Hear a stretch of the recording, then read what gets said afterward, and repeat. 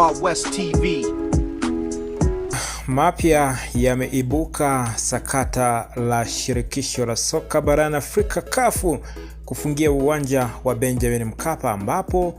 athari kubwa wanaipata Simba Sports kuelekea mchezo wao dhidi ya Al Masry utakaopigwa tarehe 9 ya mwezi wa 4, yani siku chache tu mara tu baada kutoka hapa. Unaambiwa rais wa shirikisho la soka nchini Tanzania Wallace Karia ameweza kuthibitisha kwamba kwa siku ambazo wamepewa kufanya marekebisho na CAF haziwezi kuwazuia wao kumaliza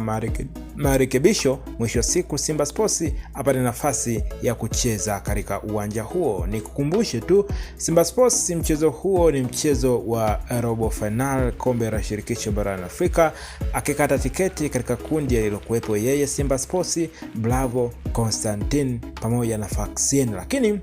katika kundi hilo Simba Sports akafanikiwa kuvuna alama nyingi kuliko timu wengine, akaongoza kundi huku akishinda michezo yake yote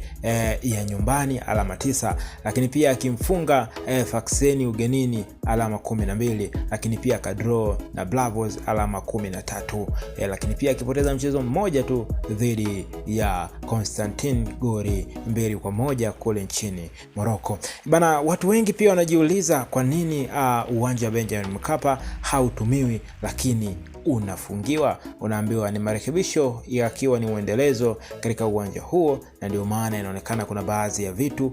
havijakaa sawa, na ndio maana CAF wakaamua kutuma barua kwamba wameufungia uwanja huo. Na endapo Simba uwanja huo ukishindwa kukamilika, basi itahitajika atafute makazi mengine nchi nyingine, ikiwezekana Zanzibar, lakini